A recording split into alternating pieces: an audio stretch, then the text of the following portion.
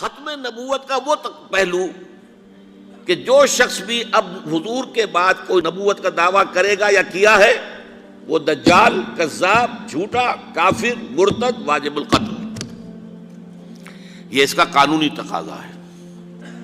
کہاں ایسی آزادیاں تھی میسر، ان الحق کہو اور پھانسی نہ پاؤ۔ اسی زمانے میں ایک واقعہ یہ ہوا تھا، غلام احمد قادیانی نے ایک دعوتی خط لکھا کابل کے حکمران، اب میں بھول رہا ہوں کہ وہ امیر دوست محمد خان تھے یا امیر عبد الرحمن خان تھے، ان دونوں میں سے کسی کے سامنے وہ خط پہنچا۔ جیسے کہ حضور نے خطوط بھیجے تھے قیصر کو، کسریٰ کو، تو اس کو بھی شوق چرایا کہ میں بھی تو اب نبی ہوں، نبوت کا دعویٰ کر چکا ہوں، تو مجھے پڑوس کا ملک جو ہے افغانستان، وہاں کے بادشاہ کو دعوت دینی چاہیے کہ وہ مجھ پر ایمان لائے۔ جب وہ خط وہاں پہنچا ہے تو امیر کابل نے اسی خط پہ 2 الفاظ لکھ دیے اور واپس کر دیا۔ الفاظ کیا تھے؟ این جا بیا، یہاں آؤ ذرا اور یہاں آ کر تم دعویٰ کرو نبوت کا۔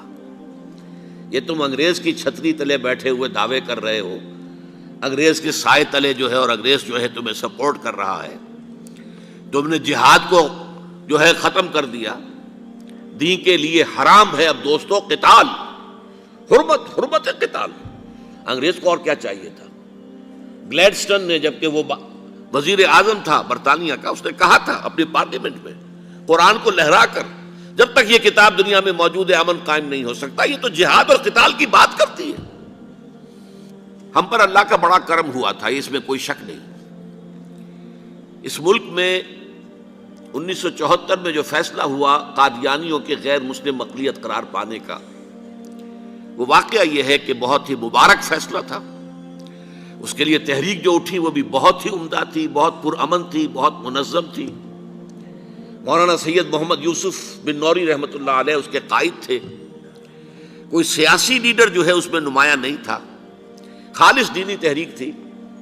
پھر اس وقت ہمارے ہاں حکمران ذوالفقار علی بھٹو، حالانکہ خالص سیکولر ذہن کا آدمی، اور قادیانیوں نے اسے سپورٹ کیا تھا 1970 کے الیکشن میں۔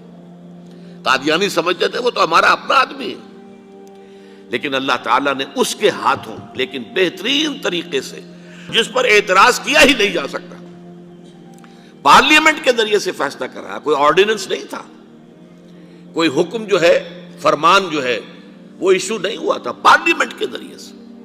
اور پارلیمنٹ کی ایک کمیٹی بنائی گئی جس میں کہ موقع دیا گیا کہ قادیانیوں کے سربراہ بھی آ جائیں، لاہوریوں کے سربراہ بھی آ جائیں۔ یہ دونوں سیکٹ جو ہیں قادیانیت کے، پہلے قادیانی تھے، اب وہ ربوائی ہیں، ربوے والے ہیں۔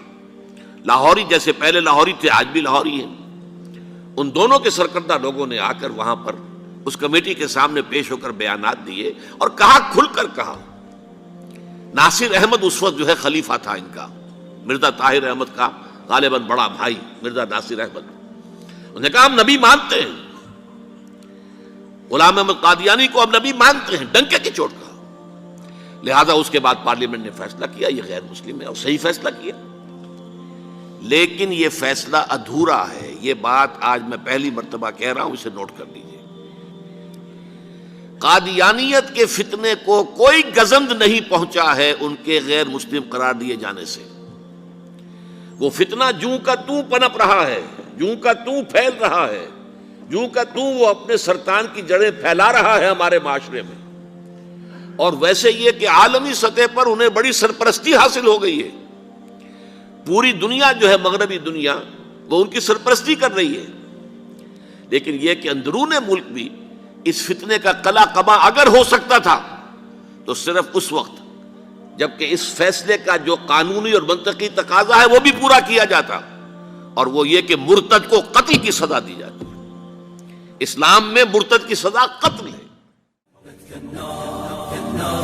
كالنار وضية سارت في العزم ذكية طارت كالصقر أبية أهلا أهلا قافلتي يا قافلتي المهنية خلوا كسلا أو نوما ما فاز كسول يوما ودعوا نقدا أو لوما فالله معين قوما خلوا كسلا أو نوما ما فاز كسول يوما ودعوا نقدا أو لوما فالله معين قوما فالله معين قوما